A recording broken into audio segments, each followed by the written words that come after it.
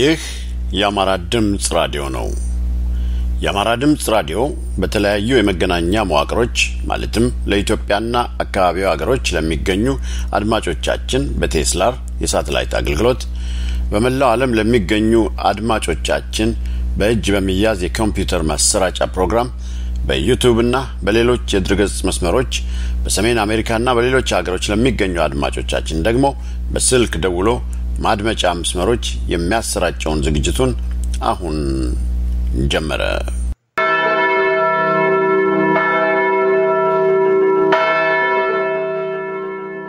ክብራትና ክብራን አድማጮቻችን ሰላምታችን ይድረሳችሁ። ዛሬ ግንቦት 30 ቀን 2009 ዓ.ም ዕለተ ረቡዕ ነው። ፕሮግራሙን የምመራላችሁ እስከዳር ድረስ ነኝ። አዘጋጁ ደግሞ ደምስ በለጠ ነው። እዚህ ከስቱዲዮአችን ሰላምታዬን አቀርባለሁ። የዛሬውን ዝግጅታችንን ዝርዝር ከማስተዋወቄ በፊት ለሰሜን አሜሪካ አድማጮቻችን በስልክ ቁጥር 563999336 በመደወል ዝግጅታችንን በቀጥታ በስልክ ማዳመጥ እንደሚቻል የራዲዮናችንን የአንድሮይድ አፕሊኬሽን በመጫን ደግሞ ከፕሮግራማችን የመረጣችሁትን ዝግጅት ማዳመጥ እንደምትችሉ ላስተዋውቃችሁ ወዳለሁ። አሁን የዕለቱን ዝግጅት ዝርዝር ላስተዋውቃችሁ። እንደተለመደው በመጀመሪያ የዕለቱ ዜና ይቀርባል።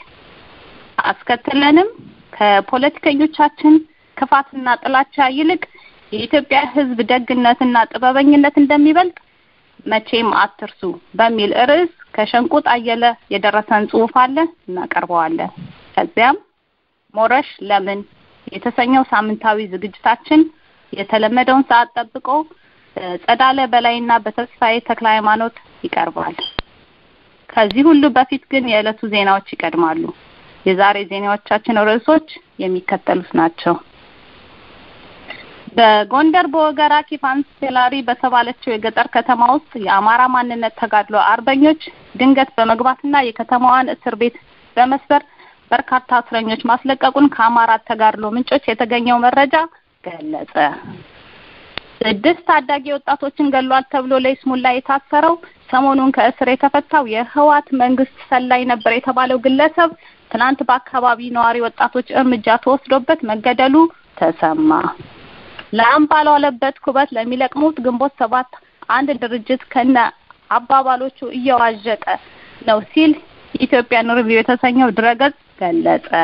የተባበሩት መንግስታት ድርጅት የሰብአዊ ጉዳዮች ቡድን በኢትዮጵያ በድርቅ የተጎዱ አካባቢዎች በአስቸኳይ የእርዳታ ምግብና የተመጣጠነ ምግብ እጥረት መፈጠሩን በይፋ አስታወቀ። የሚሉት የዛሬ ዜናዎቻችን ርዕሶች ናቸው። ለዝርዝሩ ደምስ በለጠ። አመሰግናለሁ እስከዳር። የተከበራችሁ አድማጮቻችን ከዚህ ቀጥሎ ዝርዝር ዜናዎቹን እንደሚከተለው አቀርባለሁ። በጎንደር በወገራ ኪንፋሲላሪ በተባለችው የገጠር ከተማ ውስጥ የአማራ ማንነት ተጋድሎ አርበኞች ድንገት በመግባትና የከተማዋን እስር ቤት በመስበር በርካታ እስረኞች ማስለቀቁን ከአማራ ተጋድሎ ምንጮች የተገኘው መረጃ ገለጸ። እንደ አማራ ማንነት ተጋድሎ ምንጮች ገለጻ የንቅናቄው ሰራዊት አባላት ግንቦት 28 ቀን 2009 ዓ.ም ከምሽቱ 5 ሰዓት አካባቢ ሲሆን ጥቃት የፈጸሙት በዚህ ከተማ ታስረው ስቃይ ይፈጸምባቸው ከነበሩ እስረኞች ውስጥ ብዙዎችን አስለቅቀዋል ይላል የደረሰው ዜና። ከስር የተፈቱት ወገኖቹም ውስጥ የአማራ ማንነት ተጋድሎን መቀላቀላቸውን የደረሰን ዜና ይገልጻል። የአማራ ማንነት ተጋድሎ አርበኞች በፈጸሙት በዚህ ድንገተኛ ጥቃት 3 ያገዛዙ ወታደሮች ሲቆስሉ አንድ የአካባቢ ሚሊሻም መገደሉ ተሰምቷል። በወገራ ኪንፋሲላሪ ከ30 ደቂቃዎች በላይ የበለጠ ተኩስ ልውውጥ እንደነበር የደረሰን መረጃ አስታውቋል። ባለፈው የዜና ዝግጅታችን በዋግ ኽምራ ድንበር ዘለል ጥቃት ለመፈጸም ተንቀሳቅሶ የነበረው 105 የሚጠጋ በልዩ ኃይልና በ24ኛ ክፍለ ጦር መኮንኖች የተዋቀረ ኮማንድ ሙሉ ለሙሉ በአማራ ማንነት ተጋድሎ አርበኞች ብትንትኑ መውጣቱን ገልጸን ነበር። የወያኔ ትግሬዎች ከአየር ኃይል በተላኩ ሄሊኮፕተሮች ጭምር የጠፉ ወታደሮችን ለመፈለግ ጥረት ቢያደርግም የተገኘ ውጤት እንደሌለ ከስፍራው የደረሰው ዜና አመልክቶ የወያኔ ትግሬዎችን ለማጥቃት የመጣ ጦር ብትንትኑ ሲወጣ አዝረክርቆ ጥሏቸው የሸሹ የጦር መሳሪያዎችና የመገናኛ ሬዲዮኖች በአማራ የማንነት ተጋድሎ አርበኞች እጅ በቀላሉ መውደቃቸው የሚታወስ ነው። በአወዳይ ከተማ 6 ታዳጊ ወጣቶችን ገድሏል ተብሎ ለይስሙላ የታሰረውና ሰሞኑን ከእስር የተፈታው የወያኔ ትግሬዎች ሰላይ ነበር የተባለ ግለሰብ ትላንት በአካባቢው ነዋሪ ወጣቶች እርምጃ ተወስዶበት መገደሉ ተሰምቷል። በምስራቅ ሐረርጌ አወዳይ በተባለችው ከተማ ባለፈው ዓመት ተቀስቅሶ በነበረው ህዝባዊ አመጽ ላይ 6 ታዳጊ ወጣቶችን ገድሏል ተብሎ ለይስሙላ የታሰረውና ከእስር የተፈታው የወያኔ ትግሬዎች ሰላይ ነበር የተባለ አብዱ እድሪስ ትላንት በአካባቢው ነዋሪ ወጣቶች እርምጃ ተወስዶበት መገደሉ ተሰምቷል። ይህ የወያኔ ሰላይ 6 ታዳጊ ወጣቶችን በተቃውሞ በወጡበት ሰዓት በግፍ የገደላቸው ቢሆንም አገዛዙ በድንጋጤ ላይ በነበረበት በዛን ወቅት የህዝቡን አንጀት ለመብላት ለይስሙላ አስሮት የነበረው ሰው ሲሆን በግፍ የገደላቸው ታዳጊ ወጣቶች ደም ገና ሳይጠራ ነፍሰ ገዳዩ ወዲያውኑ 1 ዓመት እንኳን ሳይታሰር ተፈቶ ነበር ሲል የደረሰው መረጃ አመልክቷል። ከተፈታ በኋላ በወያኔዎች አይዞ ባይነት የማች ቤተሰቦችና የአካባቢውን ወጣቶች ማስፈራራቱን መቀጠሉንም ተዘግቧል። በዚህ ላይ ይህን 6 ህፃናት ወጣቶችን በአወዳይ አደባባይ ላይ የገደለውን ግለሰብ የወያኔዎቹ አገዛዝ ከእስር ሲፈታው ከነሙሉ ትጥቁ እንደነበር የዘገበው ዜና በአወዳይ የሚገኙና የተደራጁ የኦሮሞ ወጣቶች ትላንት ገድለውታል በማለት ገልጿል። እንደ ዜና ምንጩ ከሆነ በህቡ የተደራጁት የኦሮሞ ወጣቶች ወገኖቻቸውን የገደሉትን እና ያስገደሉት ላይ ተመሳሳይ እርምጃ ወደፊት በተከታታይ እንደሚወስዱ ቃል ገብተዋል ብለዋል። በምስራቅ ሐረርጌ የምትገኘው አወዳይ ከተማ በኦሮሞ ወጣቶች ተነሳስቶ በነበረው አመጽ ወጣቶቿ በተደጋጋሚ ሰላማዊ ሰልፍ ያደረጉባት የነበረች ከተማ ነች። በዚህ ምክንያት ብዙ ወጣቶቿ በወያኔ ትግሬዎችና በአገሬው ተላላኪ ወዳደሮች የተጨፈጨፉባት ከተማ መሆኗ ይታወቃል። ክቡራትና ክቡራን አድማጮቻችን በማዳመጥ ላይ ያላችሁት የአማራ ድምጽ ራዲዮ ነው። ላም ባልዋለበት ኩበት የሚለቅመው ግንቦት 7 እንደ ድርጅቱ ከናባሎቹ እየዋዠቀ እየተንቀዠቀዠ ነው ሲል ኢትዮጵያን ሪቪው የተባለው ድረገጽ ገለጸ። ድረገጹ እንደሚለው የዘመነ ካሴን ከኤርትራ መልቀቅ ወደ አውሮፓ መግባት ተከትሎ ግንቦት 7 የተባለው ድርጅት እየዋዠቀ እየተንቀዠቀዠ ነው። አስመራ ያለው ጉዱ አደባባይ ላይ ከወጣ ጉድጓድ እንደሚገባ የሚያውቀው ግንቦት 7 የተባለው ድርጅት በዚህ ሳምንት የሚይዘው የሚጨብጠው አጥቶ በየሄደበት እየባነነ ነው። የድርጅቱ አመራሮች በውሸትና ገንዘብ ለመሰብሰብ በማፍጠጥ እየከፈሉ ይገኛሉ ሲል ዜናውን ኢትዮጵያን ሪቪው አብራርቷል። ዶክተር ብርሃኑ ነጋና የድርጅቱ አመራሮች በዲያስፖራ ሰፈር ሲዞሩ የግንቦት 7 ሚዲያና የማህበራዊ ድረገጽ እንደለመደው ዘገባ አለ። እሱም ማረክን ገደል እየተዋጋን ነው የሚል የማጭበርበሪያ ዶል ነው ብሎታል። ታማኒነቱ ከቀን ወደ ቀን ቁልቁል እየሄደ ነው የሚባለው የግንቦት 7 ድርጅት ይህን ደወል የሚያሰማው የግንቦት 7 አመራሮች በተለይ ብርሃኑ ነጋ በየውጭው ሀገር የገንዘብ ማሰባሰብ በሚሉት ስብሰባቸው ላይ ነው። ብርሃኑ ነጋና የድርጅታቸው አመራሮች በየቦታው የሚያደርጓቸው ስብሰባዎች ሲቆሙ የገደል የማረክን የተኮስንም ወሬ አብሮ ያቆማል ብሏል ድረገጹ። እንዲያውም በዚህ ውሸት የተነሳ ግንቦት 7 ለወያኔ በር ከፍቶለታል። ስልጣኑን ለማስረዘም እንቅፋት ናቸው ያላቸውን በተለይ በአማራ ክልል የሚገኙ ዜጎችን በግንቦት 7 ስም ያስራቸዋል፣ ያሰቃያቸዋል ብሎም ይፈጃቸዋል። ይህን በማድረግም ግንቦት 7 ለወያኔ ምቹ የአገዛዝ ዘመን ማራዘሚያ ዋና ሚና ከሚጫወቱ ድርጅቶች አንዱ ሆኗል ብሏል ኢትዮጵያን ሪቪው። ይህን ካለ በኋላ ድረገጹ የግንቦት 7 አመራሮች ውሸት በዚህ ሳምንት ብቻ ይሰቀጥጥ ነበር በማለት በተለይ በታጋይ ዘመነ ካሴ ጉዳይ ትራንስፖርት ከፍለን የጉዞ ፕሮሰሱን ጨርሰን ወደ አውሮፓ ያሻግር ነው እኛንን ያሉት ብርሃኑ ነጋ የተናገሩበት አፋቸው ሳይገጥም ዘመነ ካሴ የረዱትን ሰዎች ዝርዝር ከመናገሩም በላይ ግንቦት 7ን እንደ ድርጅት እንኳን ሳያነሳው አልፏል ብሏል ኢትዮጵያን ሪቪው። ረድቶኛል እንኳን አላለም። አዲሃንን እና ከዚያም አልፎ የኤርትራ መንግስት ሲያመሰግን ግንቦት 7ን እንደ ድርጅት ሳይሆን ያመሰገነው በተለይ አመራሮቹ አግልለውት ሰው ሲርበው አብረውት የነበሩትን ታጋዮች ነው ሲባርክ ያዳምጥ ነው። ለዘመነ ካሴ ሕክምና ወጪ በሚሰበሰበው እርዳታ ዙሪያም በመጀመሪያ ተቃውሞ ያሰሙት የታወቁ የግንቦት 7 ሰዎች እንደሆኑ ድረገጹ ገልጿል። አሁን እንደሰማነው ደግሞ ጎፈንድሚ እርዳታ ማሰባሰቡን ተቋርጧል። የግንቦት 7 አርበኞች ስራቸው ማደናቀፍ ነው የሚለው ኢትዮጵያን ሪቪው የግንቦት መሪዎች አብሯቸው ለወደቀና ለተነሳ ጓዳቸው እንኳን ርህራሄ የላቸውም በማለት በህዝብ ውስጥ የሚሰማውን ምሬት አጋልጧል። ዘመነ ካሴን ለመርዳት በተደረገ የገንዘብ ማሰባሰብ ላይ ጎፈንድሚን ማዘጋት ምን ያህል ግንቦት 7 እንደከሰረ እንደተዋረደ ያሳያል ያለው ድረገጽ ግንቦት 7 በቁም መሞቱን የሚያረጋግጠው የድርጅቶቹ አባላት በስድብ ላይ የተሰማሩ ድርጅታዊ ዲሲፕሊን የሌላቸው ባለጌዎች ሲሆኑ በዘመነ ካሴ ስም አስመሳይ አቋም ይዘው ሊነግዱ ሲፈልጉም ተስተውሏል ብሏል። የዘመነ ካሴን ሕክምና ለመርዳት የተከፈተውን መስመር ያዘጉት የግንቦት 7 ሰዎች መሆናቸውን ሙሉ በሙሉ ማረጋገጡንም ኢትዮጵያን ሪቪው ዘግቧል። ይህ ትልቅ ብልግና ሲሆን ግንቦቶች ለወያኔ ሰዎች እና ለማይረቡ ፖለቲካቸው ሲባል ገንዘብ በግንባር ቀደምትነት ሲሰበስቡ የነበሩ ሰዎች ናቸው ማለት ወቅሷቸዋል። ብርሃኑ ነጋ ዘመነ ካሴን ሙሉ ወጪውን ሸፍነን ከኤርትራ ያስወጣነው እኛ ነን ያሉበት ላንቃቸው ሳትዘጋ ዘመነ ካሴ ከኤርትራ ለመውጣት የረዱትን አካላት ሲዘረዝር ግንቦት 7 ከዝርዝሩ ውስጥ እንደሌለ ተረጋግጦ ሳለ ትልቁ ሰውዬ አይን ያወጣው ሲዋሹ እጅ ከፍንጅ ተይዘዋል። ዘመነ ካሴ ገና የሚዘከዝከው ብዙ ጉድ እንዳለም ፍንጭ ሰጥቷል በማለት ኢትዮጵያን ሪቪው ዝርዝሩን ጨርሷል። በመጨረሻም የተባበሩት መንግስታት ድርጅት የሰብአዊ ጉዳዮች ቡድን በኢትዮጵያ በድርቅ በተጎዱ አካባቢዎች አስቸኳይ የእርዳታ ምግብና የተመጣጠነ የመጠጥ ውሃ እጥረት መፈጠሩን በይፋ አስታወቀ። የተባበሩት መንግስታት ድርጅት የሰብአዊ ጉዳዮች ማስተባበሪያ ጽሕፈት ቤት ሰኞ ግንቦት 28 ቀን 2009 ዓ.ም ባወጣው ሳምንታዊ መግለጫ በድርቁ አካባቢዎች ከመደበኛ ምግብ በተጨማሪ የተመጣጠነ ምግብ እጥረት መፈጠሩ አሳሳቢ መሆኑን ገልጿል። ከአንድ ወር በኋላ ደግሞ አሁን ያለው የአስቸኳይ እርዳታ ምግብ እንደሚሟጠጥም አስታውቋል። በመግለጫው መሰረት ከለጋሾቹ የሚጠበቀው እርዳታ በማሽቆልቆሉ ሳቢያ 8 ሚሊዮን የሚጠጉ በድርቅ የተጎዱ ወገኖች የዕለት እርዳታ ጠባቂዎች ለጽኑ የምግብ እጥረት ተጋልጠዋል። ለአስቸኳይ እርዳታ የሚውል ምግብ መጠኑን በአሳሳቢ ደረጃ መቀነሱ የተባበሩት መንግስታት ድርጅት ገልጿል። ከሐምሌ ወር ጀምሮ $500 ሚሊዮን ለአስቸኳይ የምግብ እርዳታ ግዥና ለትራንስፖርት እንደሚያስፈልግ 55 ሚሊዮን ደግሞ በድርቁ በከፋባቸው ቦታዎች ጽኑ የተመጣጠነ ምግብ እጥረት ለደረሰባቸው ወገኖች በአስቸኳይ እንደሚፈልግ መግለጫው አትቷል።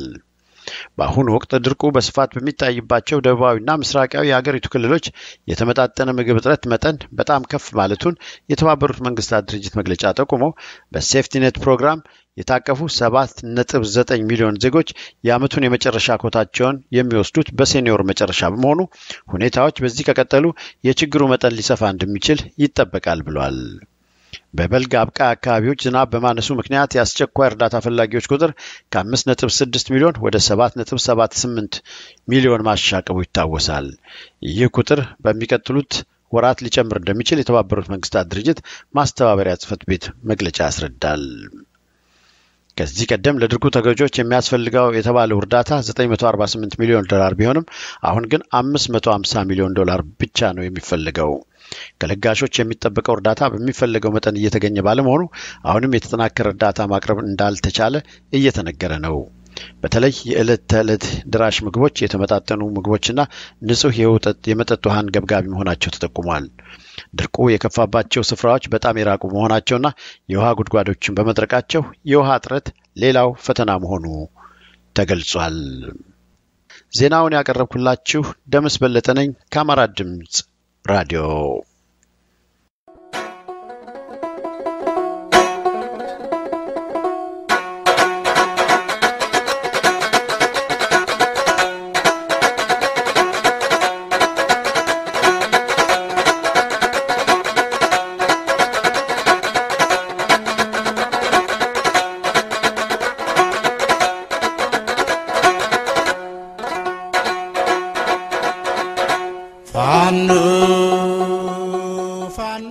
የድል ብስራት ጉዞ በኦታዋ ቀጠሮውን የተሰረቀውን ተራራ ካስመለሰው ኢትዮጵያዊ የአማራ ትውልድ ጋር ያድርጉ።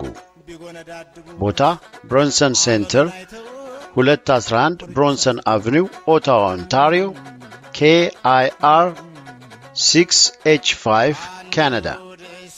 ቀን እሁድ ጁን 11 ቀን 2017 ዓ.ም ሰዓት ከቀኑ 4 PM ጀምሮ። የዝግጅቱ ዓላማዎች የአማራ ድምጽ ራዲዮ ተጠናክሮ ወደ ቴሌቪዥን ስርጭት ለመጀመር የሚያስችል የገንዘብ ድጋፍ ለማሰባሰብ፣ ምጽአተ አማራ የተሰኘውን ታላቅ የአማራ ሕዝብ የታሪክ ስንክሳር የያዘ መጽሐፍ ለሕዝብ ለማስተዋወቅ፣ በአገር ቤት የተቀጣጠለውን የአማራውን ሕዝባዊ ተጋድሎ ለማገዝ የሚያስችል ሁሉን አቀፍ ገዛ ለማጠናከር። ስለሆነም እሁድ ጁን 11 ቀን 2017 ቀጠሮውን ከኛ ጋር ያድርጉ። ለተጨማሪ መረጃ በስልክ ቁጥር 613-355-9315 ደውለው መጠየቅ ይችላሉ። ስልክ ቁጥሩን በድጋሚ 613-355-9315 ደውለው መጠየቅ ይችላሉ። አማራን ከፈጽሞ ጥፋት እንታደጋለን። ፈለጋ አስራት የትውልዳችን ቃል ኪዳን ነው። የአማራ ህልውና መጠበቅ ለኢትዮጵያ አንድነት ዋስትና ነው። የክብር እንግዳ አቶ ተክሌሻው የሞረሽ ወገኔ የአማራ ድርጅት ሊቀመንበር።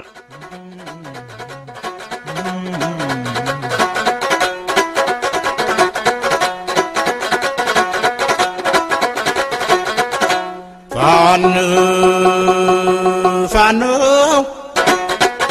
የወደቀ አጎዛ መስሎ የሚተኩሰው የወደቀ አጎዛ መስሎ የሚተኩሰው አባ ኮስትር በሌ አይሰው ያበላይ ዘለቀ አይሰው የተከበራችሁ አድማጮቻችን ከዚህ ቀጥሎ ከፖለቲከኞቻችን ክፋትና ጥላቻ ይልቅ የኢትዮጵያ ህዝብ ደግነትና ጥበበኝነት እንደሚበልጥ መቼም አትርሱ በሚል ርዕስ ሸንቁጣየለ የላኩልን አንድ ጽሑፍ አለ። እንደሚከተለው እስከ ዳር ድረስ ታቀርባለች። መልካም ድምጫ። ከፖለቲከኞቻችን ክፋትና ጥላቻ ይልቅ የኢትዮጵያ ህዝብ ደግነትና ጥበበኝነት እንደሚበልጥ መቼም አትርሱ። ከሸንቁጣየለ። ደቡብ አፍሪካ ህብረት አፈራ። ደቡብ አፍሪካ ልትበዘብዝ ነው ተብሎ ያለችው ጥቂት ንብረቱ የወደመበት ኢትዮጵያዊ ሰው ጉዳይ ያስገርማል። ይህ ሰው በአንድ ወቅት ደብዳቤ ጽፎልኝ ሳነበው የታሪኩ ስብስብነትና አሳዛኝነት አስገረመኝ። ኢትዮጵያ ውስጥ የደረሰበት በደልና ግፍ ከደቡብ አፍሪካው ግፍና በደል ጋር ተዳምሮ አጀብ ያስብላል። ይህ ሰው ከዛሬ ጥቂት ዓመታት በፊት ወደ ደቡብ አፍሪካ ተሰደደ። ልጁ ጓደኛዬ ነው። ወደ ደቡብ አፍሪካ ሲሰደድ እንዲህ የሚል ንግግር አድርጎልን ነበር። ደቡብ አፍሪካ ቢያንስ ያፈራሁትን ሀብቴን ማንም አይነጥቀኝም የሚል። ይህ ሰው ወደ ደቡብ አፍሪካ ለመሰደድ የተነሳው በደቡብ ኢትዮጵያ በጉራ ፈርዳ ወረዳ ያፈራው ሀብት ሁሉ በአንድ ቀን ወደ አመድነት ከተለወጠበት በኋላ ነበር። ይህ ሰው የቤተ ክህነት አገልጋይ ነበር። 3 ልጆችም ነበሩት። በሀገሩ በኢትዮጵያ ማለትም በጉራ ፈርዳ ሲኖር እስከ 1500 ኩንታል ድረስ ሩዝ በየአመቱ ማምረትም ችሎ ነበር። የነበረው እቅድ መኪና ገዝቶ በመኪናው ልዩ ልዩ የንግድ ስራዎችን መስራት ነበር። በገዛ ሀገሩ የተከሰተው ክስተት ጠቅላላ ራዩን ለወጠው። ያፈራው ሀብት ባንድ ለሊት አወደመው። የሚያገለግልበትን ቤተክርስቲያን ባንድ ለሊት አጠፋው። ንብረቱም ተቃጠለ። ቤተክርስቲያኑም በዚያው ለሊት ተቃጠለ። ከዚህ ሰው ጋር 78000 አባወራዎች ማለትም ወደ 450,000 የሚሆኑ ሰዎች በአንድ ሳምንት ጉራ ፈርዳ ለቀው እንዲወጡ እርምጃ ተወሰደባቸው። የተሰጣቸው ምክንያት ደግሞ ደቡብ ኢትዮጵያ ሀገራችሁ አይደለም የሚል ነበር። ለምን ብለው ሲጠይቁ ደግሞ እናንተማ አማሮች ናችሁ የሚል ነበር። ይህ ሰው ወደ ደቡብ አፍሪካ ለመሰደድ የከፈላትን ጥቂት ገንዘብ እንድትኖረው የረዳው የጉራ ፈርዳ ተወላጅ የሆነ ኢትዮጵያዊ ነው። ይህ ኢትዮጵያዊ የሚንጢ ብሔረሰብ ቢሆንም አማራ ወንድሙን ለመርዳት የቻለውን ሁሉ አድርጎ ነበር። ንብረቱ፣ ቤቱና ሁሉ ነገሩ ሲቃጠል የተወሰኑ ከብቶችን ያሸሸለት የደበቀለት ይሄው የሚንጢ ብሔረሰብ አባል የሆነ ሰው ነበር። ይሄው የሚንጢ ብሔረሰብ የሆነ ኢትዮጵያዊ ያደረገው ነገር አስገራሚ ነበር። ከብቶቹን ሸጦ ገንዘቡን ይዞ ለተጠቃው አማራ አዲስ አበባ ድረስ በመምጣት ሰጥቶት ነበር። ይህ ሰውና ሌሎች ተፈናቃዮች በህግ መብታቸውን ለመጠየቅ ከፍተኛ ጥረት አድርገው ነበር። ሆኖም ወረዳ፣ ዞን፣ ክልልና ፌደራል ያሉ ፍርድ ቤቶች በሙሉ የአማሮችን ጉዳይ አናይም ሲሉ እምቢ አሉ። የህገ መንግስት ጥሰቱ ምን ያህል የከፋ እንደሆነ በደንብ ለመረዳት ያን ጽሑፍ ፈልጉ አሁንም ማንበብ ይቻላል። ስለ ህግ ማውራት ፈጽሞ አይቻልም፣ ህጉ ተዘግቷልና። ፖለቲከኞች ላይ አቤት ማለት አይቻልም። ፖለቲከኞቹ አማራ ላይ የወረደው ውርጅብኝ ልክ ነው ብለው አምነዋል። አቶ በረከት ሲጠየቅ የመለሰው መልስ እንዲህ የሚል ነበር። አማሮቹ ከጉራ ፈርዳ ወረዳ መባረራቸው ልክ ነው፣ ምክንያቱም የአካባቢውን አርሶ አደር ሄደው ጭሰኛ አደረጉት ነውና። መለስ ዜናዊ የመለሰው መልስ እስካሁን ሳስበው እንዴት አንድ ሀገር የሚመራ ሰው እንዲህ ያስባል ብዬ ጨው ያለ ሐሳብ ውስጥ ገባለሁ። መለስ ዜናዊ ሲመልስ አማሮቹ የተባረሩት ደን እየጨፈጨፉ ስለሆነ ነው አለ። አስከትሎ ጉራ ፈርዳ በምስራቅ ጎጃም አማሮች ስለተጥለቀለቀ የአማሮች መባረር ልክ ነው ሲል መለሰ። አንድ የቲቪ ጋዜጠኛ ደፍሮ መለስን ህገ መንግስታዊ የንብረት መብት ጥያቄ ጠየቀው። መለስም የአማሮቹ ንብረት መወሰዱ መቃጠሉ ምንም ሳይመስለው የመለሰው መልስ አስገራሚ ነበር። ንብረታቸውን ለማስመለስ ምናልባት በህግ ሊጠይቁ ይችሉ እንደሆነ ወደፊት ይታያል ሲል ነበር የመለሰው። 106 አንቀጽ ያለው ህገ መንግስት የጻፉ ፖለቲከኞች ማንኛውም ኢትዮጵያዊ በህግ ፊት እኩል ነው፣ ማንኛውም ኢትዮጵያዊ በፈለገው የሀገሪቱ ክፍል መኖር መብት አለው፣ ማንኛውም ሰው የንብረት ባለቤትነት መብቱ የማይገፈፍ ነው ብለው ህገ መንግስት የሚባል ዶክመንት ያቀረቡ ፖለቲከኞች እንዲህ ብለው ሲመልሱ ጆሮ ጨው ያደርጋል። በተመሳሳይ በ1994 እና 1995 ዓመተ ምህረት 20,000 አባወራ ኢትዮጵያውያን ማለትም ከ100,000 ሰዎች በላይ ከወለጋ ሀገራቸው አይደለም ተብለው ተባረሩ። የተሰጣቸው ምክንያት አማሮች ስለሆናችሁ ወለጋ ሀገራችሁ አይደለም የሚል ነበር። እኔም ለሥራ ጉዳይ በ1995 ዓመተ ምህረት ወደ ወለጋ ሄጄ ነበር። ነገሩን በቅርበት ተከታተልም ስለነበር የወለጋ ነዋሪዎችን በተለይም አርሶ አደሮችን አመለካከት ለማግኘት በጉዳዩ ላይ አንዳንድ ጥያቄዎችን እያነሳው ሐሳባቸውን እንዲያከፍሉኝ አደርግ ነበር። ብዙዎቹ ነዋሪዎች የሚመልሱት መልስ አንድ ነበር። ልጆቻችን በታሪክ ውስጥ ጠላት ሆነው እንዲቀጥሉ ኢትዮጵያውያንን ደም ለማቃባት የተሸረበ ሴራ ነው። ሀገሩማ የሁሉም ኢትዮጵያዊ ነው የሚል ነበር። ከሁሉም በላይ ግን የሚከተለው ታሪክ ድንቅ ነውና ላካፍላችሁ። አማራ ይውጣ እያሉ ክፉ ፖለቲከኞች ከበሮ በሚደልቁበት ወቅት በነቀምት ዙሪያ የሚኖሩ የአንድ የኦሮሞ አርሶ አደር ማሳ ላይ ለጥናትና ምርምር ተገኝተን ነበር። እኚህ አርሶ አደር ካላቸው ማሳ ላይ ከሁሉ ለመጡ ለአንድ አማራ አርሶ አደር መሬታቸውን ቆርሰው ሰጥተዋቸው ነበር። እኔም ነገሩ በጣም ገርሞኝ የኦሮሞ አርሶ አደር ትክክለኛ ግንዛቤ ለማግኘት ብዬ ቀጥተኛ ጥያቄ ጠየቅኳቸው። እንዲህ ስል አማራ ከወለጋ ይውጣ እየተባለ ባለበት ወቅት እርሶ መሬት ቆርሰው ለአማራ አርሶ አደር መስጠቱ ምን ቢያስቡ ነው? ምንስ ጫና ደርሶበት? የኦሮሞ አርሶ አደር እንዲህ ሲሉ መለሱ። አማራ የኦሮሞ አንዱ ጎሳ ነው እንጂ የተለየ ሰው አይደለም አሉ ቁርጥ ባለ ሐሳብ። ነገሩ አልገባኝም። እናም ደግሜ ጠየቁ። የኦሮሞ አንዱ ጎሳ ማለት ምን ማለት ነው ስል እርሳቸውን በእርግጠኝነት መለሱልኝ። ያው እንደኛው ሰው ነው ማለቴ ነው። ኦሮሞና አማራ የሚለያያቸው ምንም ነገር የለም፣ ወንድማማቾች ናቸው። በእርግጥ ይህን ወርቃማ የኢትዮጵያ ህዝብ አስተሳሰብ በመላ ሀገሪቱ ለስራና ለትምህርት ስዞር አስተውያለሁ። በጥልቀት በመረመርኩት የኢትዮጵያ ህዝብ ታሪክም ውስጥ ይህን መሰል አስገራሚ ወርቃማ ታሪኮችን አንብቤያለሁ። ለምሳሌ ፕሮፌሰር አልቤርቶ ስፓኪ የሚባለው የጣሊያን ታሪክ ጸሐፊ የኢትዮጵያ ታሪክ በፋሽስት ጣሊያን ወረራ ወቅት ብለው በሰየሙ መጽሐፉ ጋረደው ደምሴ ወደ አማርኛ በመለሰው መጽሐፍ ውስጥ የሚገርም ታሪክ ሰፍሮ ይገኛል። ታሪኩን ባጭሩ ስንጨምቀው የሚከተለው ነው። ጣሊያን ዋና ግቡ የኢትዮጵያን ብሔረሰቦች አብረው እንዲያቆሙ መበታተን ነበር። በተለይም ጣሊያን የአማራን ህዝብን ከሌሎች ኢትዮጵያውያን ብሔረሰቦች ነጥሎ ማጥፋት ይፈልግ ነበር እና ሁሉንም ኢትዮጵያውያን ብሔረሰቦች ጸረ አማራ አድርጎ አስነስቷቸው ነበር። ሆኖም በመጨረሻ ሰዓት ጣሊያን የተረዳው የኢትዮጵያ ህዝብ መለያየት እንዳልቻለና አማሮችን ከሌሎች ብሔሮች ለመነጠል ያደረገው ሙከራ ሁሉ እንደከሸፈበት ተረድቶ ነበር። ለዚህ ማረጋገጫው በርካታ የኢትዮጵያ ብሔረሰቦች አስተዳዳሪዎቻቸውን ሲመርጡ ችሎታ እስካለው ድረስ በርካታ አማሮችን አስተዳዳሪዎች አድርገው እየመረጡ የኢትዮጵያውያንን ህብረት ሲያጠነክሩ ነበር። የኢትዮጵያ ህዝብ ህብረትም ጠንክሮ ለነጻነት በጋራ ጣሊያንን በህብረት ሲዋጉ ነበር። እናም በመሬት ከደቡብ አፍሪካ ደብዳቤ ለጻፈልኝ ጓደኛዬ ይሄን የኢትዮጵያ ህዝብ ደግነትና ጥበበኝነት ካካፈልኩት በኋላ አሁን በደቡብ አፍሪካ በተከሰተው ክፉ ሴራ ከጥቂት ብሪተኞችና መጥፎ ፖለቲከኞች ስራ እንጂ የህዝቡ እንዳልሆነ እንዲገነዘበው የሚረዳ ደብዳቤ ጻፍኩለት። ለፖለቲከኞቻችን ክፋትና ጥላቻ ይልቅ የኢትዮጵያ ህዝብ ደግነትና ጥበበኝነት እንደሚበልጥ መቼም አትርሳ የሚል ደብዳቤ ሰደድኩለት። እንዲሁም በደቡብ አፍሪካ አንዳንድ በበታችነት በጥላቻና ባላዋቂነት የተያዙ ፖለቲከኞች ባህሪ የደቡብ አፍሪካን ህዝብ ባህሪ ሊወክል የሚችል አይመስለኝም የሚል ነጥብ አካትቼ ሰደድኩለት።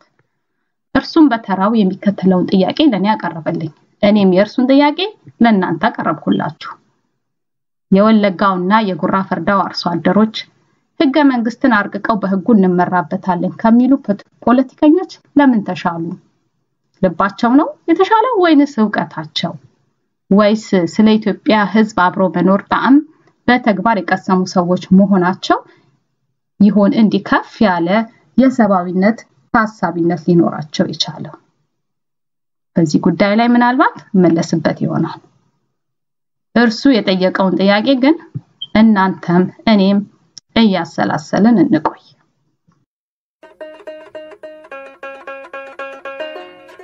እኔ ደክማለሁ ከፍሎ ያቃጠለኝ መሄጃ ሳጥቶ ያንገበገበኝ በረመጥ ላይ ቆሜ እንዴት ዝምላለሁ የሚያራግብ ሳይሆን የሚያጠፋሻለሁ ከማማ ወጥቼ ሞረሽ ጮሃለሁ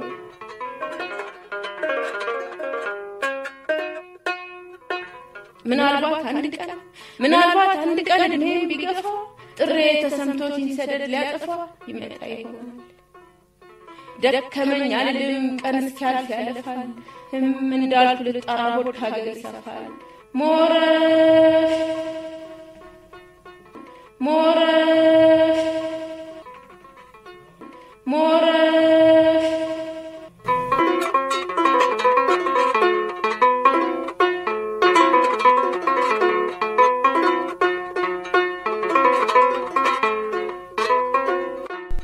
እንደምን ሰንብታችኋል የፕሮግራማችን ተከታታዮች ለዛሬ ይዘንላችሁ የቀረብነው ሰሞኑን በሲያትል ኢትዮጵያ ብሔራዊ አንድነት ጉባኤ በሚል የተካሄደው ስብሰባ ቀልባችንን በመሳቡና አካሄዱም አደገኛ መሆኑን ለወገናችን ግንዛቤ መፍጠር ታሪካዊ ኃላፊነትን መወጣት ብቻ ሳይሆን አማራው ወደፊትም ትፈጠራለች ለምትባለው ዲሞክራሲያዊ ኢትዮጵያ የበኩሉን ድርሻ እንዳያበረክት ወይም ኢትዮጵያን በተመለከተ አገራዊ ጉዳይ ላይ እንዲገለል እየተደረገ መሆኑን የሚያመላክትም ጭምር በመሆኑ ነው ይህንንም በተመለከተ ላለፉት 40 ዓመታት ይጠቀሙበት የነበረውን የተጠቂነት ፖለቲካ ስልት ጠንቅቆ የሚያውቀው ሞረሽ ወገኔ የአማራ ድርጅት በ2006 ዓ.ም መግለጫ ያወጣውን ከማቅረባችን በፊት ይህንኑ ጉዳይ በተመለከተና ለአማራው ነገድ የተጠነሰሱትን ተንኮል የታዘቡ ጊዜ ነው ደመላሽ የተባሉ ግለሰብ ዘሀበሻ ድህረ ገጽ ላይ የጻፉትን አስተማሪነቱ ጎልቶ ስለታየን አያይዘን ቀርበናል እስከ ፕሮግራማችን ፍጻሜ አብራችሁን ትቆዩ ዘንድ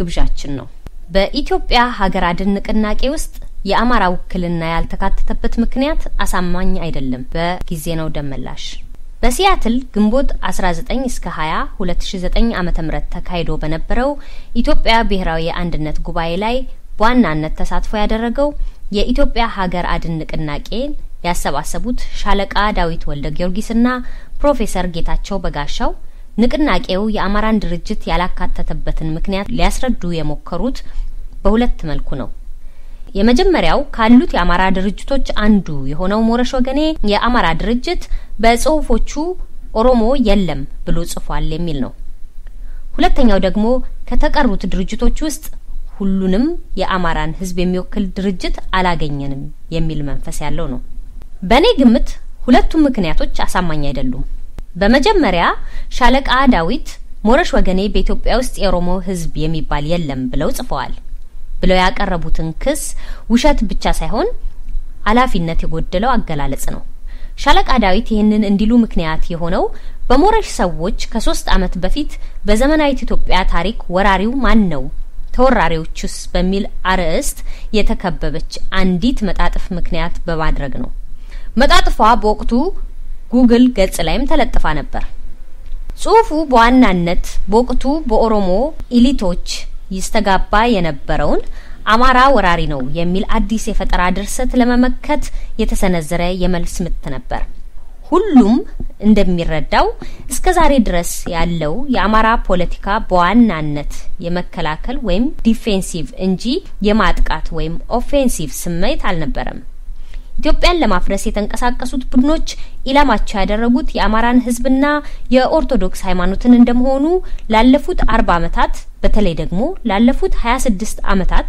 የአማራን ህዝብ ከሌሎች የመነጠልና ለመምታት ያልተፈነቀለ ድንጋይ አልነበረም ቡድኑን በዋናነት ይሩት የነበሩት ደግሞ የህወሓትና የኦነግ መሪዎችና ደጋፊዎቻቸው ናቸው እነዚህ ቡድኖች የአማራን ህዝብ ለመነጠል የተጠቀሙበት የፖለቲካ ስልት አማራን ወራሪ አድርጎ መሳልን ነበር። በዚህም ህወሓትና ኦነግ የአማራ ክልል ብለው ካጠሩት አጥር ውጭ ያለውን የአማራን ወገን ሀብት ንብረቱን እንዲቀማ እንዲፈናቀል አድርገዋል። እንግዲህ ከላይ የተጻፈው መጣጥፍ ይህንን መሰሉን የፖለቲካ ግድፈት ታሪካዊ ጭብጦችን በማቅረብና በመሞገት ለማስቆም ነው የተሞከረው። በዛ ጽሁፍ ውስጥ በዛሬዋ ኢትዮጵያ ኦሮሞ የሚባል ህዝብ የለም የሚል ሐሳብ የለበትም። ይልቅስ ዛሬ ኢትዮጵያ የምንላት ሀገር በተለያዩ የታሪክ ክስተቶች የተቀላቀለ ህዝብ ያለባት አገር መሆኗን ነው የሚተነትነው። መጣጥፉ የሚጀምረው በዘመናዊት ኢትዮጵያ ታሪክ ከሰሜን እስከ ደቡብ ከምስራቅ እስከ ምዕራብ ታላቅ የህዝብ ቅልቅል ተካሂዷል በማለት ነው። ስለዚህ አንደኛው አባራሪ ሌላው ተባራሪ የሚሆንበት ምክንያት የለም ለማለት የቀረበ ሙግት ነበር። ሌላው ጉዳይ ደግሞ የሞሬሽ ሰዎች ከላይ የተገለጸውን ሐሳብ በአንድ ወቅት አንስተውት ነበር ተብሎ እንኳን ቢታሰብ ድርጅቱ ዛሬ ባለበት አቋም እንጂ ትላንት ባነሳት አንዲት መጣጥፍ አይንህን ላፈር መባል ያለበት አይመስለኝም። ይህንን የምለው እነሻለቃ ዳዊት በኢትዮጵያ ሀገር አድን ንቅናቄ ውስጥ ያካተቷቸውን ሰዎች የትላንትም ሆነ የዛሬ ማንነት የኢትዮጵያ ህዝብ በተለይ ደግሞ የአማራ ህዝብ በሚገባ ያውቃል። ስብስቡን በበላይነት ከሚመሩት አንደኛው የሆኑት አቶ ሌንጮ ለታ ትላንት ዳውን ዊዝ ኢትዮጵያን ኮሎኒያሊዝም ኦሮሚያ ሻል ቢ ፍሪ የሚል መሪ ቃል አስቀድመው አገር ለመገንጠል የታገሉ ናቸው። እርግጥ ነው ዛሬ እርሳቸውም ሆኑ የሚመሩት ድርጅት ያንን አመለካከታቸውን እንደቀየሩ በተደጋጋሚ ሲገልጹ ተሰምተዋል። ሌላው እውነታውን ጊዜ የሚፈታው ቢሆንም ኦነግ ከህወሓት ጋር በማበር በርካታ አማራ ወገኖቻችንን በበደኖ፣ በአርባ ጉጉ፣ በወተር፣ በአረካ፣ በአሰቦት ጋም ወዘተ በጨፈጨፉበት ወቅት የድርጅቱ መሪ እሳቸው ነበሩ። ዛሬ በመሰረቱት የኦሮሞ ዲሞክራቲክ ፍሮንት ውስጥ ያሉት በርካታ ግለሰቦችም ተመሳሳይ ዓላማና ታሪክ ያላቸው ናቸው። ይሄ በሆነበት ሁናቴ ሞረሽ የስብስቡ አካል ያላደረግነው ከ3 አመት በፊት አንዲት መጣጥፍ ለጥፎ ስለነበረ ነው የሚል ውሃ የማያነሳ መከራከሪያ ማንሳት አሳማኝ አይደለም። ሁለተኛው ምክንያት ደግሞ ሁሉንም አማራ የሚወክል የአማራ ድርጅት የለም የሚል ነው። ዛሬ ከሞረሽ ሌላ ወደ 3 የሚጠጉ የአማራ ድርጅቶች አሉ። ቤተ አማራ መድህን እና ዳግማዊ ማአህድ። ከነዚህ ውስጥ ቤተ አማራ አደረጃጀቱም ዓላማውም ከየኢትዮጵያ ሀገር አድን ንቅናቄ ጋር የማይገጥም በመሆኑ እሱን ታሳቢ አለማድረጉ የሚያስኬድ ነው። ነገር ግን የተቀሩትን 2 ድርጅቶች የአማራን ህዝብ አይወክሉም አይነት ድምዳሜ መስጠት አግባብነት የጎደለው ብቻ ሳይሆን እጅግ አደገኛ የሆነ ደባ እንዳለ የሚጠቁም ነው። በአጠቃላይ የቀረበው ምክንያት በሚከተሉት ነጥቦች አሳማኝ አይደለም። በመጀመሪያ ከአገር ውጪ የሚቋቋሙ ድርጅቶችን የህዝብ ውክልና አላቸው የላቸውም ብሎ ማወዳደር አይቻልም። ይህንን መመዘኛ የሚያሟሉበት የምርጫ ሂደት ስለማይኖር የህዝብ ውክልና እንደ መመዘኛ መስፈርት ሊቀመጥ አይችልም። ሁለተኛው አንድ ድርጅት ይህንን መሰል ስብስብ ውስጥ ለመካተት ቆሜለታለው የሚለውን ህዝብ ሙሉ ውክልና ማግኘቱ የግድ ሊሆን አይገባም አይችልምም። ሶስተኛ በስብስቡ ውስጥ የተካተቱት 3 የብሔር ድርጅቶች እንወክለዋለን የሚሉት ህዝብ ሙሉ ውክልና እንደሌላቸው የሚታወቅና የድርጅቶች መሪዎች ያመኑበት ጉዳይ ነው። ለምሳሌ የኦሮሞ ዲሞክራቲክ ፍሮንት በኦሮሞ ህዝብ ዘንድ ያለው ቅቡልነት ይህን ያህል መሆኑ የሚታወቅ ነው። በተለይ ወጣቱ የኦሮሞ ትውልድ በሌላ መስመር የተሰለፈ እንደሆነ አቶ ሌንጮ ባቲም የጠቆሙት ጉዳይ ነው። በዝግጅቱ እንደ ኦኤምኤን ያሉና ሚሊዮን የኦሮሞ ወጣቶች የሚከታተሉት ሚዲያ አለመታየቱ አንደኛው ምክንያትም ይሄው ነው። አራተኛው ከላይ የጠቀስኳቸው የአማራ ድርጅቶች እንደ ድርጅት የማያሟሉትና በስብስቡ ውስጥ የተካተቱት 3 የብሔር ድርጅቶች የሚያሟሉት ይሄ ነው የሚባል ነገር የለም። ስለዚህ የአማራ ድርጅቶችን የስብስቡ አካል ያላደረግነው ሁሉንም የአማራ ህዝብ የሚወክል ድርጅት እስክናገኝ ድረስ ነው የሚል አካሄድ ውሃ አያነሳም፣ በፍጹም አሳማኝ አይደለም። እንግዲህ ከላይ የጠቀስኳቸውና በአዘጋጆቹ እየቀረቡ ያሉት ሁለቱም ምክንያቶች የአማራን ተወካዮች የጉባኤው አካል ለማድረግ አሳማኝ ምክንያቶች አይደሉም። ይህንን መሰለ የአማራ ተወካይ ያልተካፈለበት ጉዳይ ሲደረግ ደግሞ የመጀመሪያው አይደለም። ቪዥን ኢትዮጵያ በሚል ተካሂዶ በነበረው ተመሳሳይ ስብሰባ ላይም ያስተዋልነውና በወቅቱ የተቸነው ጉዳይ ነው። ስለዚህ የአማራን ድርጅቶች እንዲህ ከመሳሰሉና በተመሳሳይ ሰዎች ከተደረጉ ጉባኤዎች ውስጥ ማካተቱ አስቸጋሪ ያደረገው ምንድነው የሚለውን የግሌን አስተያየት ላሰፍርና ሐሳቤን ልቋጭ። በኢትዮጵያ ብሔራዊ አንድነት ጉባኤ ላይ በዋናነት የተንጸባረቀውና የአማራና የኦሮሞ ህዝብ ህብረት ህወሓትን ለመጣን ወሳኝ ነው የሚለው ሐሳብ ትክክለኛና መሰረታዊ የሆነ ሐሳብ ነው። ዋናው ጉዳይ እነዚህን ሁለት ታላላቅ ህዝቦች በመካከላቸው መተማመን እንዲኖር በማስቻል በአንድነት ማሰለፍ የሚቻለው እንዴት ነው የሚለው ነው። በኔ እይታ ለሂደቱ ወሳኙና የመጀመሪያው እርምጃ የኢትዮጵያ ሀገር አድን ንቅናቄ የተባለውን ስብስብ እያሰባሰቡ ያሉ ግለሰቦች፣ ድርጅቶች አብረው እንዲሰሩ ለማድረግ የተስማሙባቸውን መሰረታዊ ነጥቦች ለህዝብ ይፋ በማድረግ እንዲተቹ ማድረግ ይኖርባቸዋል።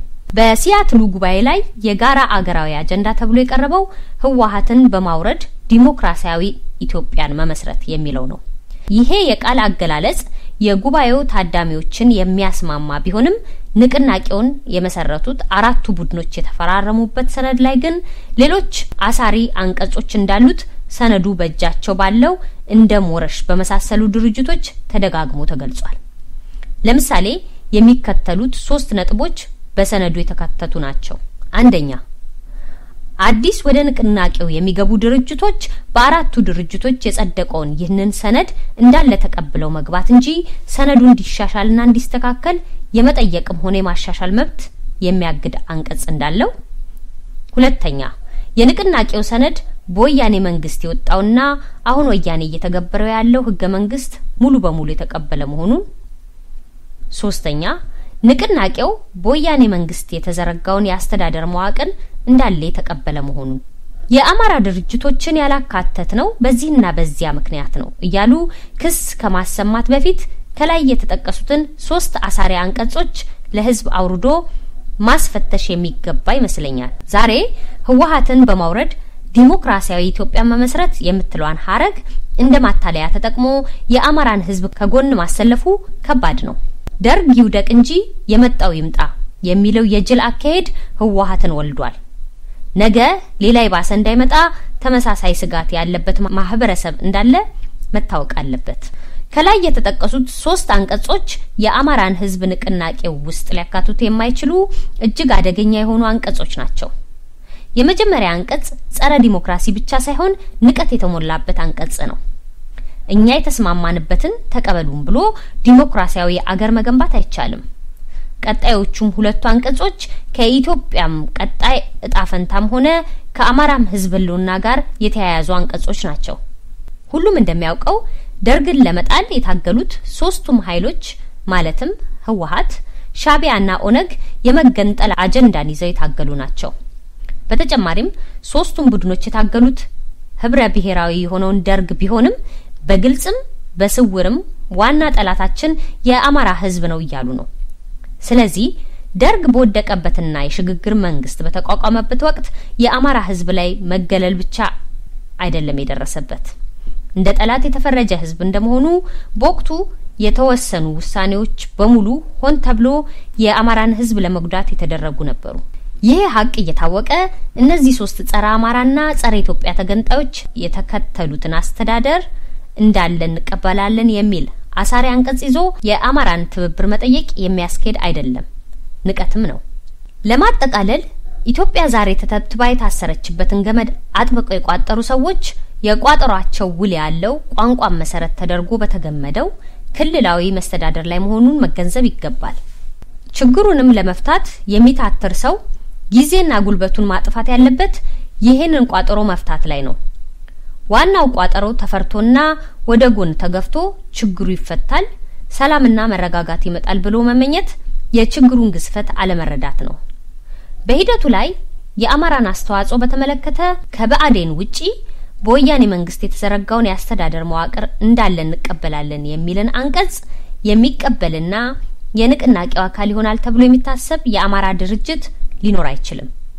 የርዕስት ጉዳይ ለአማራ ህዝብ የህልውና ጉዳይ ነው። የአማራ ህዝብ ጠላቶቹ ሆን ብለው ዙሪያውን ሸራርፈው የፈጠሩለትን የአማራ ክልል የሚባል አጥር ተቀብሎ ይቀጥላል የሚለው አመለካከት ያለው ሰው ካለ እርሙን ቢያወጣ ነው የሚሻለው።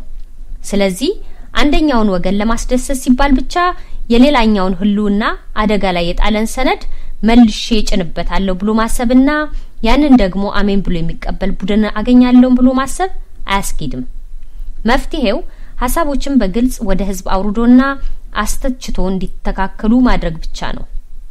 ከዚህ በተረፈ የአማራን ህዝብ የሚወክል ድርጅት አጣን በሚሉ ሸት ምክንያቶች እየደረደሩ ሌላ በአዴንን በውጪ ለመመስረትና ህዝብን ለማታለል መሞከር ህመምን ቢደብቁት አስከሬን ብቅ ይላል እንደሚባለው የተጀመረው ጥሩ ጅምር ፈርሶ ከተወሰነ አመት በፊት ሌላ ስብስብ ጅማሬ ይሆናልና ካሁኑ አስቡበት።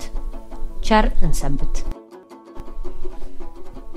ሞረሽ ወገኔ የአማራ ድርጅት ሐሙስ ጥር 15 ቀን 2006 ዓ.ም ቅጽ 2 ቁጥር 8 የትግሬና የኦሮሞ ልሂቃን አማራን በጅምላ ለመፍጀት የቀየሱት የተጠቂነት ፖለቲካ ስልት። ለመሆኑ የተጠቂነት የፖለቲካ ስልት ምን ማለት ነው? የተጠቂነት የፖለቲካ ስልት የአንድ ማህበረሰብ ልሂቃን ባልነበሩበትና ባልኖሩበት የታሪክ ዘመን በተለያዩ ፖለቲካዊ፣ ኢኮኖሚያዊም ሆነ ማህበራዊ ጉዳዮች አስገዳጅነት የተፈጠሩ ግጭቶችና የተከሰቱ ክስተቶችን ለማብራራት የተጣመመ ትንታኔ በማቅረብ ለራሳቸው የፖለቲካ ዓላማ ማሳኪያ አድርገው የሚጠቀሙበት ዘዴ ነው። እኒህ ልሂቃን በግጭቶቹ ወቅት ራሱም ጉዳት ደርሶበት ነገር ግን የድል ባለቤት የሆነው አካል የወሰዳቸውን እርምጃዎች ትክክለኞቹን ከሐሰት ፈጠራዎች ሳይለዩ እንዲያውም ልብ ወለድ ድርሳኖችን በመጨማመር ይህ ተፈጸመብን፣ እንዲህ ተደረግን፣ ይህን ተቀማን፣ ይህ በደል ደረሰብን፣ እንዲህ ይሉናል ወዘተረፈ እያሉ ያልተባሉትን እንደተባለ በማራገብ ያልተደረገውን እንደተደረገ በማቅረብ ተመኔታዊ ተጠቂነትን እንደ ኃይል ማሰባሰቢያ ስልት ይጠቀሙበታል። ይህ አይነቱ ዘዴ ለነገዳቸው አባሎች የስለንቦና የበታችነት ተዋራጅነትና ተሸናፊነትን የሚያሸጋግር ከመሆኑም በላይ ትውልዱ ትላንትን እንጂ ነገን እንዳያይ በመሸበብ ለተበደልኩ ባዩም ሆነ በዳይ ለተባለው ወገን የወል መጠፋፊያ የሚሆን የበቀል ጎዳናን ይጠርጋል። የአማራው ነገድ በየዘመኑ በተለያዩ የውጭም ሆነ የአገር ውስጥ ኃይሎች ከፍተኛ የሆነ ግፍና በደል የተፈጸመበት መሆኑ ፀሐይ የሞቀው ሀቅ ነው። የአማራው አባቶች ግን ምን ጊዜም ቢሆን ለልጆቻቸው የነገሌ ነገድ ወይም ጎሳ እንዲህ አደረጉን ወይም እንዲህ ይሉናል የሚል የስነ ልቦናና የስነ ምግባር ስብራትን የሚፈጥሩ ትውፊቶችን ለልጆቻቸው አያስተላልፉም። በመሆኑም በተጠቃም ጊዜ ቢሆን አማራው በስነ ልቦናና ስነ ምግባር ደረጃ በአጥቂዎቹ ላይ የበላይነቱን እንዲያዘ እንዲቀጥል አድርጎታል። በዚህም የተነሳ በኢትዮጵያ ረጅም ታሪክ ውስጥ በተከሰቱ የተገዛ አልገዛም፣ የገብር አልገብርም ጦርነቶች አማራው በተለያዩ ነገዶችና ጉሳዎች አያሌ ጥቃቶችና በደሎች እንደደረሱበት ቢታወቅም አንድም ጊዜ ተጠቂነት ፖለቲካን አራምዶ አያውቅም። የአማራው ነገድ ታላቅነት የሚመነጨውም ባርቆ ተመልካችነቱ ከዚህ የተጠቂነት ፖለቲካ ራሱን ያራቀ በመሆኑ ነው። በቆየው ትውፊት እንደሚነገረው አማራና ሰንበሌጥ አንድ ናቸው ይባላል። ምክንያቱም ሰንበሌጥ ኃይለኛ ወጀብ ዝናብ ሲመጣ ለጥ ብሎ እንደሚያሳልፈው ሁላ አማራውም ከአቅሙ በላይ የሆነ ነገር ሲገጥመው አንገቱን ደፍቶ ያሳልፋል። እንዲሁም የበቆሎ ሰብልና አማራ መከራን ይቋቋማሉ። የበቆሎ ሰብል በቡቃያነቱ የሚያዝያን እና የግንቦትን ፀሐይ ጠውልጎ አሳልፎ በክረምት ዝናብ ለምልቦ በጥቢ ወራት በመስከረምና በጥቅምት እሸቱ እንደሚደርስ ሁሉ አማራም የሚደርስበትን ማናቸውንም መከራና ስቃይ ተቋቁሞ በመጨረሻ የድል ባለቤት ይሆናል የሚሉት አባባሎች አማራ የዚህ የተጠቂነት ፖለቲካ ሰለባ አለመሆኑ ጉልህ ማሳያ ናቸው። አማራው ለተጠቂነት ስነልቦና ሰለባ ያልሆነባቸው ብዙ ምክንያቶች አሉ። ከባህላዊ ትውፊትና ታሪካዊ መረጃዎች መገንዘብ እንደሚቻለው አማራውን ማግኘትና ማጣትን መሸነፍና ማሸነፍን መግዛትና መገዛትን ጠንቅቆ ያውቃል። ለዚህም የረዳው በዚህች ዓለም ላይ ያሉ ሁሉም ነገሮች አላፊዎች እንደሆኑ ቋሚዎቹና ፈራጆቹ ግን ታሪክና ህዝብ ብቻ መሆናቸውን በሃይማኖታዊ ስርዓቱ በሚገባ በመማሩ እንደሆነ ይታመናል። በመሆኑም አማራ ገዛባቸው በተባሉ ዘመናት እንኳን ልክ የዛሬው የትግሬ ወያኔ ቡድን እንደሚያደርገው በነገድ ፖለቲካ ላይ የተመሰረተ የሀብት ዘረፋና የስልጣን ቅርምት አድርጎ ያውቃል። አማራው እንደ ትግሬ ልሂቃን የንብነት እንዲሁም እንደ ኦሮሞ ልሂቃን የባህር ዛፍነት ባህሪ የሌለው ስለሆነ ለብቻዬ ልብላና ለጠቀም ያለበት ወቅት የለም። ንብና የትግሬ ወያኔ አንድ ናቸው። ንብ ሩቅ አገር ተጉዛ አበባ ቀስማ ወደ ቆፏ ተመልሳ ማር ትሰራለች። ሰው ንብ የሰራችው ማር ለመቁረጥ ሲሞክር ተናድፋ ታባረረዋለች። የትግሬ ወያኔም የኢትዮጵያውያንን ሀብት በሙሉ ከሀገሪቱ ከአራቱ ማዕዘናት በመዝረፍ ወደ ትግራይ ያጓጉዛል። ትግራይ የገባ ንብረት ደግሞ የትግሬ ብቻ አንጡረ ሀብት ነው።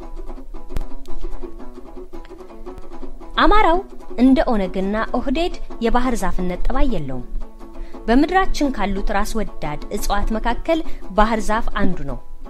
ባህር ዛፍ ከስሩ እንኳን ሌላ ተክል የራሱም ዘር ትንሽ ከእድገቱ ጎተት ካለ አያሳድገው አቀጭጮ ያጠፋል እንጂ።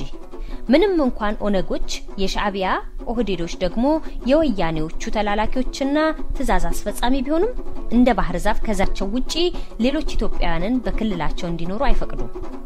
ኦሮሚያ ለኦሮሞዎች በሚል የጭፍን ዘረኞች መፈክር በመመራት ሌሎች ኢትዮጵያውያንን በተለይ አማሮች በጅምላ ጨፍጭፈዋል፣ አባረዋል። አሁንም ከዚህ ድርጊታቸው አልታቀቡም። ሆኖም እነርሱ ኦሮሚያ ብለው የሚጠሩት ግዛት ከ16ኛው መቶ ክፍለ ዘመን አጋማሽ ጀምሮ በወረራ የያዙት መሬት ሲሆን ጥንተ ስረ መሰረቱ ግን የአማራው፣ የሀዲያው፣ የከምባታው፣ የዛዩ፣ የጠምባሮ፣ የአላባው፣ የሲዳማው፣ የጉራጌው፣ የአርባ ጎባው፣ የሺናሻው፣ የጋሞ፣ የዳውሮ፣ የአንፊሎ፣ የየሙ ወዘተረፈ ርስት የነበረ መሆኑ ይታወቃል።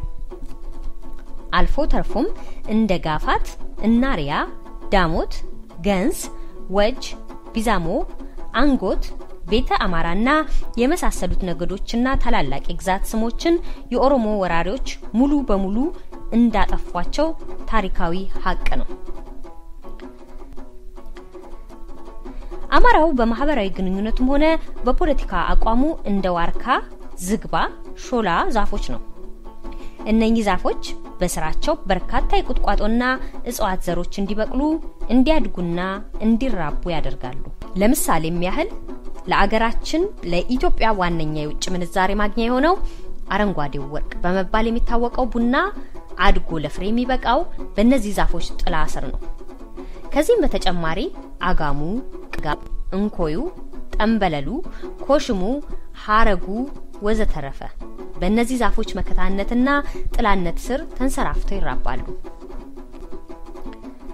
በአገራችን ታሪክ አማራው በአማራነቱ ኢትዮጵያውያን ለብቻ ጠቅልሎ የገዛበት ወቅት ባይኖርም በአማራው ስም ኢትዮጵያ ተገዛች በተባሉባቸው ዘመናት እንኳን አንዳች ሀብትም ሆነ ንብረት ተዘርፎ አሁን ወያኔ የአማራ ክልል ብሎ ወደ ከለለው አካባቢ አልተጓጓዘም።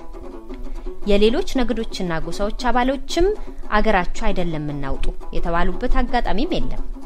እንዲያውም በተቃራኒው ከታሪክ የምንገነዘበው ዳግማዊ አጼ ምኒልክ እንደ ንጉስ አባ ጅፋር፣ አባ ጎሞል፣ ራስ ጎበና ዳጨ፣ ፊታውራሪ ሀብተ ጊዮርጊስ ዲነግዴ፣ ደጃዝማች ባልቻ ዛፎ፣ ደጃዝማች ገብረ እግዚአብሔር ወይም ኩምሳ ሞረዳ፣ ደጃዝማች ጆቴ ቱሉ ወዘተረፈ የመሰሉት ስመጥር የኦሮሞ የጦር መሪዎችን ወደ ከፍተኛው የስልጣን ማማ ያወጡ መሆናቸውን ነው። ይህን ሁሉ የአማራው ስነ ልቦና የበላይነት ያለውና የተጠቂነት ፖለቲካ ሰለባ ያለመሆኑ ውጤት ነው። የተጠቂነት ስሜት የበታችነት ስሜት የሚወልደው አደገኛና ተወራራሽ የስነ ልቦና በሽታ ነው። በዚህ ደዌ የተለከፉ ልሂቃን ለነገዳቸው አባሎች በአለም ላይ ያለው መልካም ነገር ሁሉ ቢደረግላቸው እንኳን ዘወትር ከማማራርና ከማሴር አይቆጠቡም። የበታችኝነት ስሜት ተላላፊ በሽታ የሚሆነውም የነገዱ ልሂቃን የሆኑት የተጠቂነት ፖለቲካ አራማጆች ነጋጠባ እንዲሆንን እንዲተባልን እንዲተደረግን በማለት ተከታዩ ትውልድ ወደፊት ሳይሆን ወደ ኋሊት እንዲያይ በማድረግ ለበቀል እንዲነሳሳ ስለሚያደርጉት ነው። በዚህ ሁኔታ ተከታታይ ትውልዶች የበታችኝነት ስሜት እንዲቀበሉ በመሳሪያነት በመጠቀም የተጠቂነት ፖለቲካን ተሸካሚ የሆነ ማህበረሰብን በመፍጠር የዚያ ነገድ አባሎች ከዚህ ደዌ እንዳይፈወሱ ያደርጋሉ። ስለሆነም የተጠቂነት ፖለቲካ ማራመድ ቂምና ጥላቻን አርግዞ በቀልን የሚወልድ አመለካከት ስብራት ነው።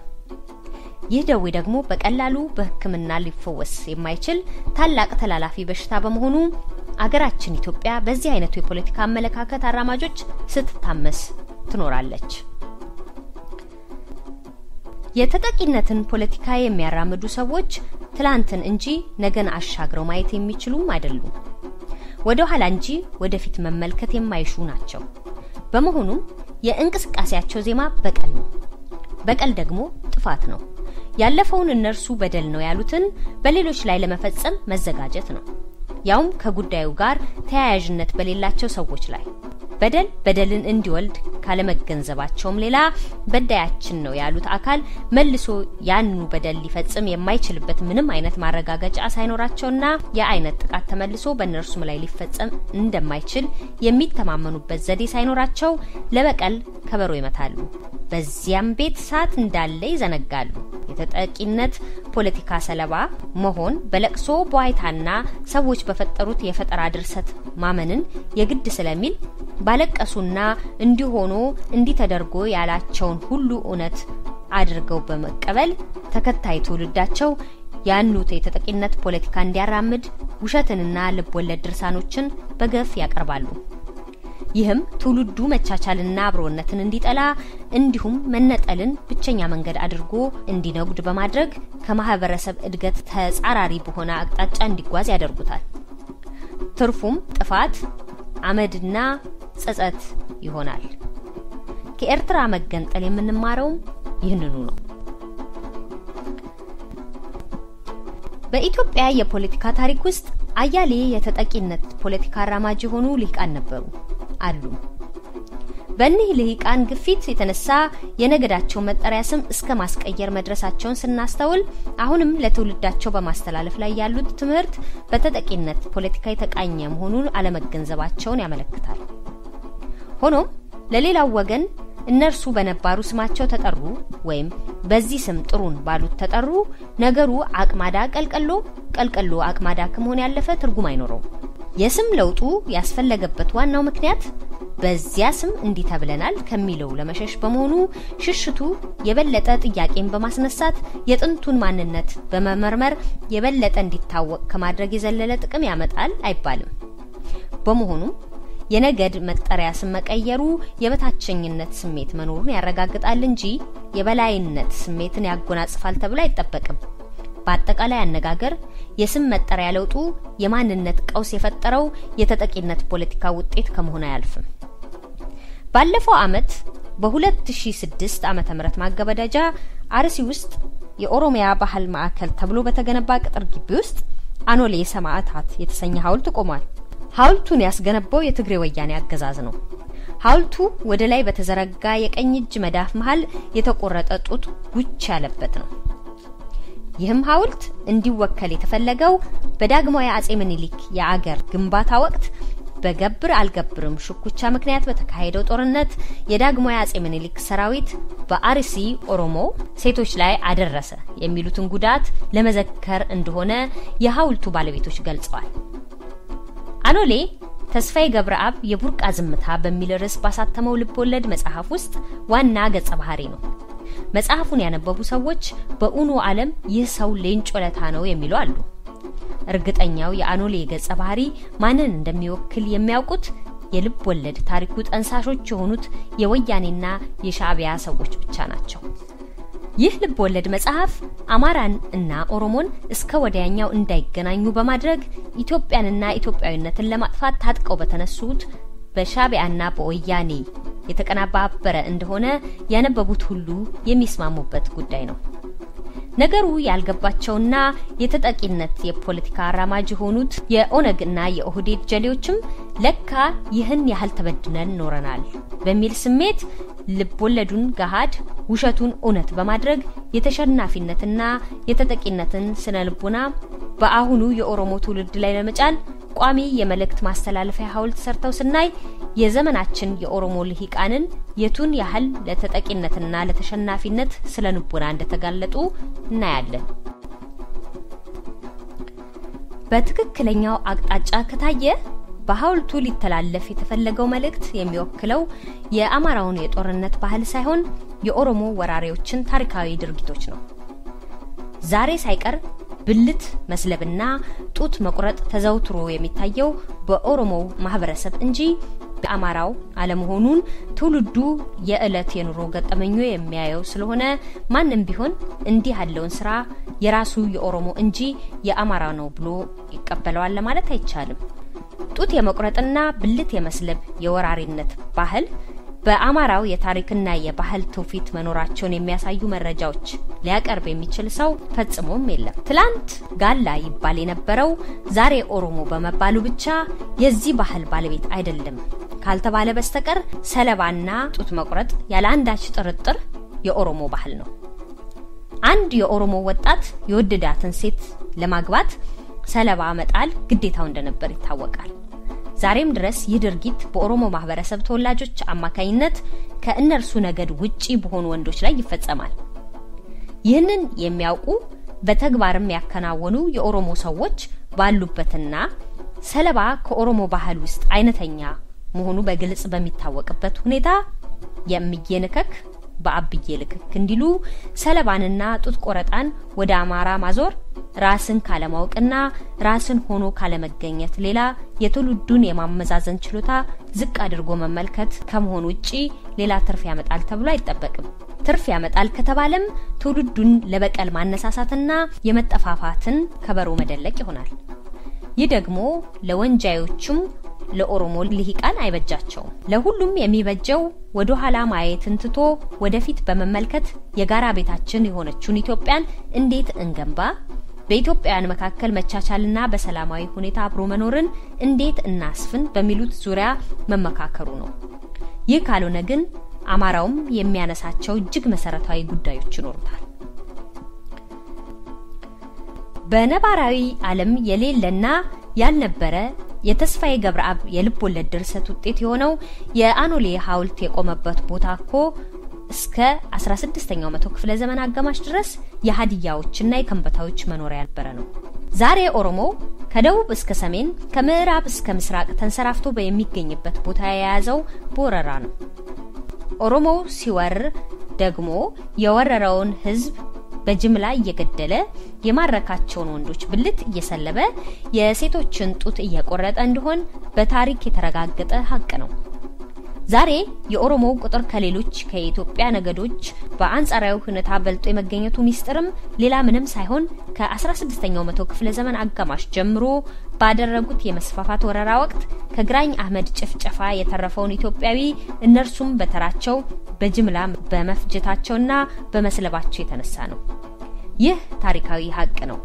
ሆኖም ነገሩ ብጥለው ገለበጠኝ ነውና በኦሮሞ ወረራ የተጎዳው ሌላው ኢትዮጵያዊ ሆኖ ሳለ የተጠቂነት ስለንቦና ስለሌለው ብቻ ይህ ግፍ በኦሮሞዎች ተፈጸመብን ባለማለቱ ጉዳቱ አድራጊዎች ኦሮሞዎች እንደ ተበዳይ ሐውልት መስራታቸው እጅግ የሚያስገርም ነው።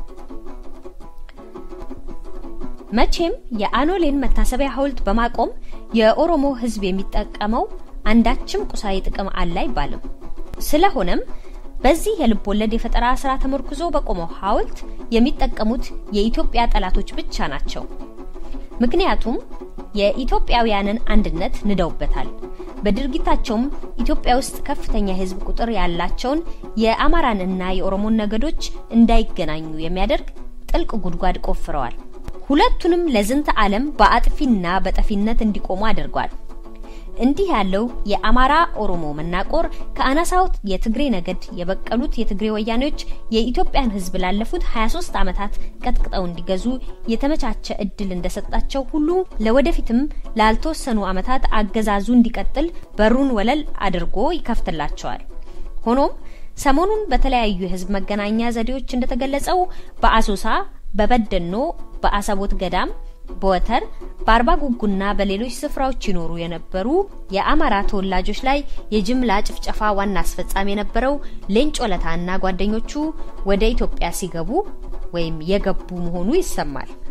ሌንጮ ለታና ሌሎችም የኦነግ አመራር ጓደኞቹ ትላንትም ሆነ ዛሬ የሻቢያና የወያኔ ዓላማ አስፈጻሚዎች መሆናቸውን አገር ያወቀው ፀሐይ የሞቀው ጉዳይ ነው። ስለዚህ የነ ሌንጮ ዳግም ወደ ወያኔ መጠጋት ተልእኮ ሌላ ሳይሆን ቀደም ብሎ የጀመሩትን አጸያፊ የአማራ የጅምላ ጭፍጨፋቸውን ለመቀጠል እንደሆነ ማንም ህሊና ያለው ሰው ይገነዘባል። እኒህ ሁሉ ድርጊቶች የሚከናወኑት የአማራውን ነገድ ሆን ብሎ ከምድረገጽ ለማጥፋት ስለሆነ አማራው ከያዘው የቀን ሰመመን ሊነቃ ይገባል። አማራው የስነ ልቦና የበላይነቱን ጠብቆ እንደ ትግሬና ኦሮሞ ልሂቃን የተጠቃን ስነ ልቦና ሰለባ ሳንሆን ሊያጠፉት የተሰለፉትን አውቀንባቸዋል ማለት እንዲችል የአኖሌ ሐውልት ጥሪ እያቀረበለት መሆኑን አስተውሎ ከወዲሁ ሁለንተናዊ ዝግጅት ሊያደርግ ይገባዋል። በዚህ ረገድ የአማራው ምሁራን ፊታውራሪዎች ሆነው የአሁኑንና ተከታዩን የአማራ ትውልድ ከፈጽሞ ጥፋት የመታደግ ግዴታ አለባቸው። ምንጊዜም ቢሆን የአኖሌ ሐውልት የተገነባው አማራውን ለማጥፋት ለተጀመረው አዲስ ዙር የጅምላ ጭፍጨፋ ዘመቻ የጥሪ ደወል መሆኑን አማራው ሊጠራጠር አይገባም። አማራን ከፈጽሞ ጥፋት እንታደግ። ፈለገ አስራት የትውልዳችን ቃል ኪዳን ነው። ኢትዮጵያ ለዘላለም ትኑር። ሞረሽ ወገኔ የአማራ ድርጅት። ይህ የአማራ ድምጽ ራዲዮ ነው። የአማራ ድምጽ ራዲዮ በተለያዩ የመገናኛ መዋቅሮች የሚያስተላልፈውን ዝግጅት ይቀጥላል። የተከበራችሁ አድማጮቻችን ተከታይ ዝግጅቶቻችንን እንድትከታተሉልን እየጋበዝን ይህ ለኢትዮጵያውያን በተለይም ለአማራው ልሳን የሆነ የብዙሃን መገናኛ አገልግሎት ተጠናክሮ እንዲቀጥል የአድማጮቻችን ድጋፍ ወሳኝ ነው። የማያቋርጥ ድጋፋችሁ እንዳይለየን እናሳስባለን።